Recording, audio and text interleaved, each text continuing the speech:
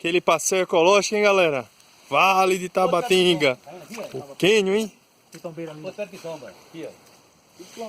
Nosso guia aqui, ó. Geraldo. Tabatinga. Olha aqui, olha aqui. Aqui o curso básico. Olha aqui, olha aqui. Tudo plantado. Um pé de jaca. Jaca. Do sítio, tá aí que eu botei? Do sítio. É, tudo plantado. Vou botar a marinha tem pra lá, já mesmo, já vou E plantar tem aqui. mais pé de coco pra lá ou só lá? Não, eu plantei lá, 11 pés de coco ali, sabe? Um pé de Dois. coco aí, ó. Quem vier aqui tomar água de coco daqui a uns anos, velho, tá plantado ali. Vou geral que plantou. Tabatinga, hein? Canyon, onde vai? Quênio aí de Tabatinga, hein? Vai ver o Canyon, bora ver o Canyon. Vamos olhar o Quênio e aqui depois vai olhar o rio, lá no final. Onde é o rio. Argila, bora ver o Canyon. Argila medicinal, 4 cores.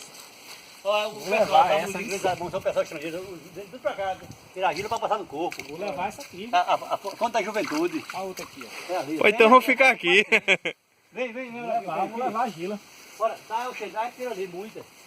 Vem, Vitor. Minha mãe gosta desse negócio. Vai filmando, filma tudo aí esse negócio aqui. Filma aí, cabeção. Vale do Tabatinga, região nunca explorada. Até o Quênio, viu? É, o Canyon.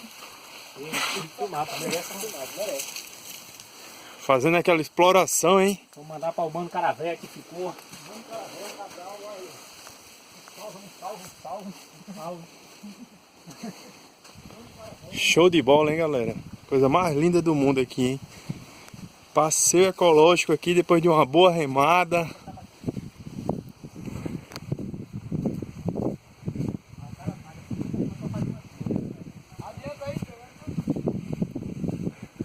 O pessoal paga quanto para fazer uma trilha? Quanto? 80, se for turista, paga 100. É, você vê lá, o turista da internet, aí você vem mostrar aqui, sabe? Porque tá batendo o vale todinho aí. Tá ganhando isso.